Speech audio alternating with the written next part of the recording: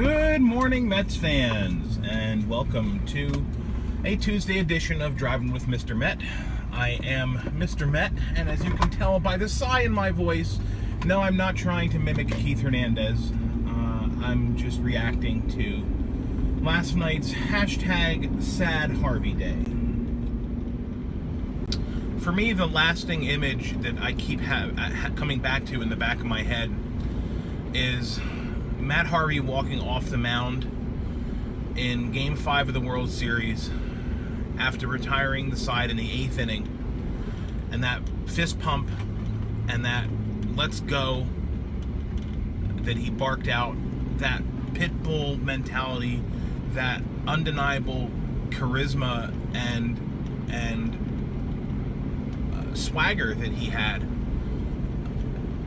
That's the last thing I keep thinking of. I keep thinking back to that moment because honestly, it's the last time he was good. And of course, we all know how that game ended, and it's like almost comparable to what's happened to Matt since then. You know, when everything sort of fell apart for Matt in the bottom of the ninth inning, the top of the ninth inning, in World Series Game 5 in 2015, it seems like the wheels have never come back on.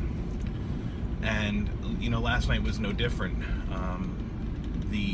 The results just aren't there for Matt.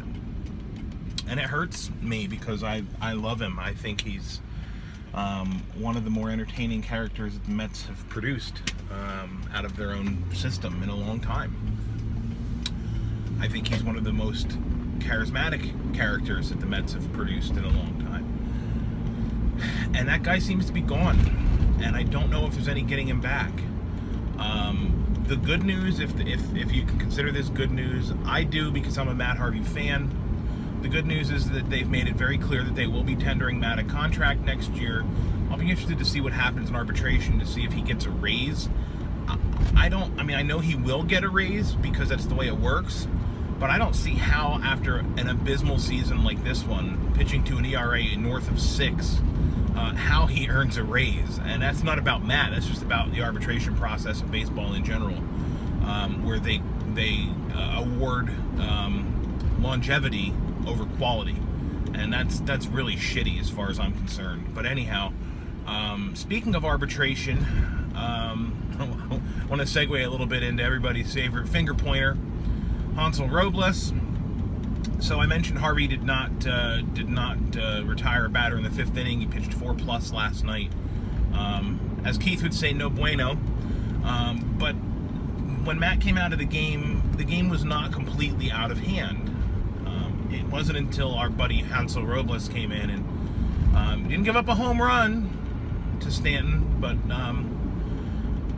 I mentioned arbitration before, and I looked it up last night, and Robles is arbitration eligible in 2018, which means the Mets are going to have to pay him, which means I think for the very first time since we've seen him, El Panacea or whatever his nickname is, on the mound for the Mets, this will be the first time that we actually have a legit chance to never have to see him again, because they're going to have to pay him more than the 500-some thousand he's made over the past 2 seasons.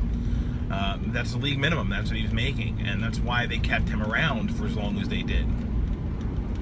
I, for one, am hopeful that he earns a huge raise, and they try to give him, I don't know, $4 million or award him $3 million, whatever they give him. And I hope the Mets let him go. I mean, I hope they don't even bother going to arbitration. That'd be even better. Just outright the guy, DFA him. I never want to see him again. And I sound like a broken record because this is how I was talking about Montero. And Montero has sort of turned things around for himself a little bit. But I don't think we're going to see that from Robles. I just don't see it. The offense was absent last night. The Mets managed 1 run over the course of 9 innings. The Marlins managed to scrape by 13. So I mentioned Stanton before. One of those 13 runs came on a 3-run homer by Giancarlo Stanton that was an absolute freakish shot to almost dead center field. This guy hits line drive home runs that continue to carry until they hit something. It's just like he fires the ball out of a rocket launcher or something.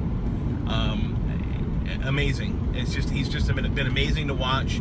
And as I said yesterday, I think he's one of the good guys in the game who recognizes the legit home run record. And I was thinking more about it, and wasn't Barry Bonds his hitting coach last year? Pretty sure he was. That's a little awkward, huh? Calling out Bonds for his record not being legit. But anyway, that'll wrap it up for today. I have nothing else to say. Hashtag Sad Harvey Day. The Harvey Day hangover, I guess we can call this, which we all seem to get every time Matt pitches, unfortunately. But Seth Lugo's on the mound tonight. He's going to hope to lower his ERA to get south of 5. It's a sad day when that's what our hopes and dreams are made out of as Mets fans in 2017. But we're hoping that some of our starting pitching staff can get their ERAs under 5. And that's what Seth Lugo will be trying to do tonight. So that's tonight. Thanks for watching. I appreciate it. If you're not already doing so, you can follow me on Twitter at Mr_Met. And as always, let's go Mets.